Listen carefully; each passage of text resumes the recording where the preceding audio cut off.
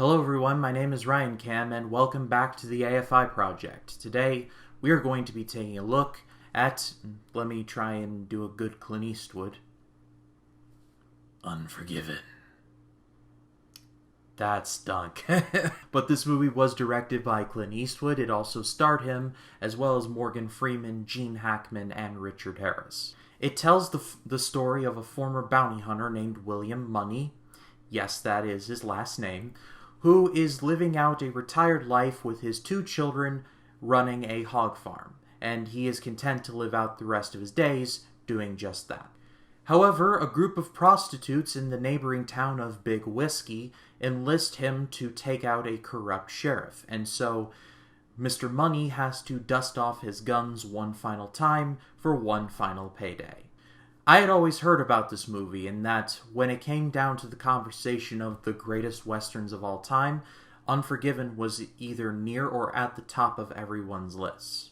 Even though Clint Eastwood had been in movies like the Dollars trilogy, and even stuff he directed like Hang 'em High and High Plains Drifter, this is the movie that everyone gave him nothing but critical acclaim for. This was a first-time watch for me, and now I understand the hype, because this movie was fantastic. In my research, I discovered an interview in which the screenwriter, David Webb Peoples, came at this movie in the sense that he wanted to turn these Western tropes on their head and try and tell a different story by subverting our expectations. I normally hate stuff like that. I just want a good story told. I don't think that's really too much to ask. But now, having seen the movie, yeah, I totally get what Peoples was trying to go for, and I think he pulled it off. I'll talk more about that in a second, but first I want to talk about Clint Eastwood, because he is the best part of this movie.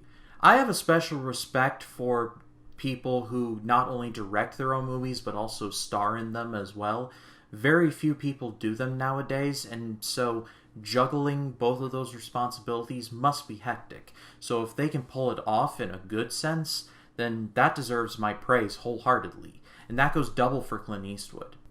As of this recording, Eastwood hasn't announced any form of retirement, and honestly, I don't think he ever will.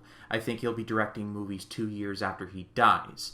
But when he does retire, or unfortunately pass away, it will be a sad day, because Clint Eastwood is someone who doesn't make, I don't want to say normal movies, but he makes movies with a renegade spirit that is sorely lacking today.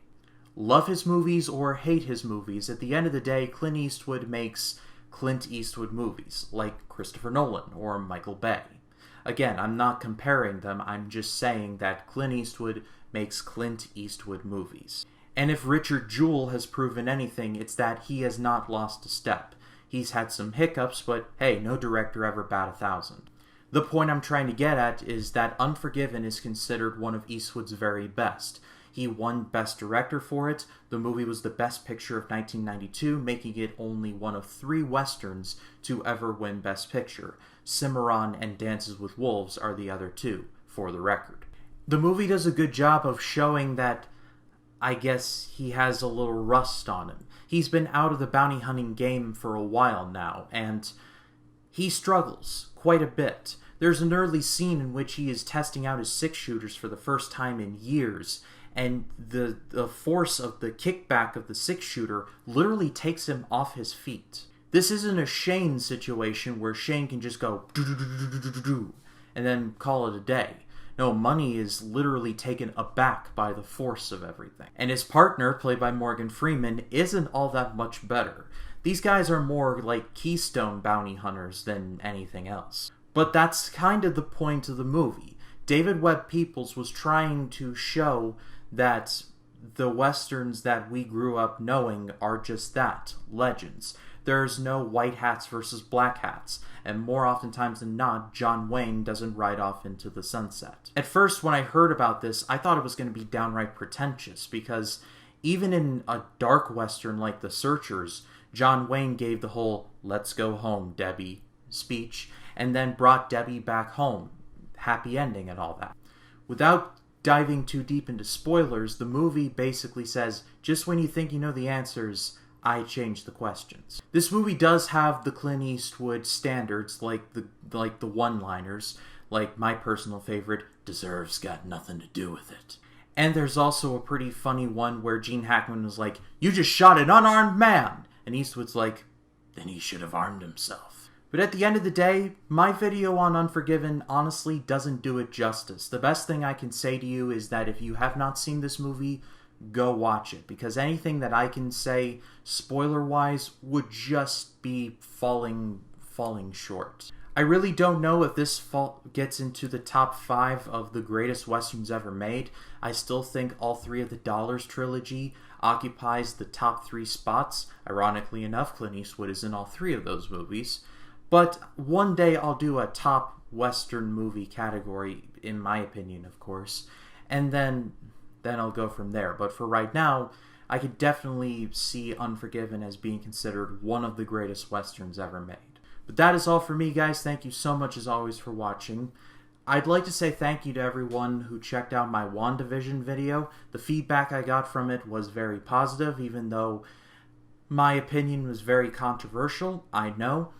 And I didn't come into that video out of a place of trolling. I was trying to be honest. And thankfully everyone who watched the video was very forgiving of me. And even if we disagree on WandaVision, I'm more than certainly happy that everything remains civil, because sometimes this space can get very toxic. But stay tuned for this coming Sunday, as I'll be doing a big retrospective on the 3 Flavors of Cornetto trilogy, and I'm so looking forward to you all seeing that. But if you like this video, please be sure to leave a like, comment your thoughts down below, and if you like this video and you want to see more like it, hit the subscribe button and click the bell to allow notifications. That way, when a new video drops, you'll be the first to know about it. My name is Ryan Cam. I'll see you in the next one.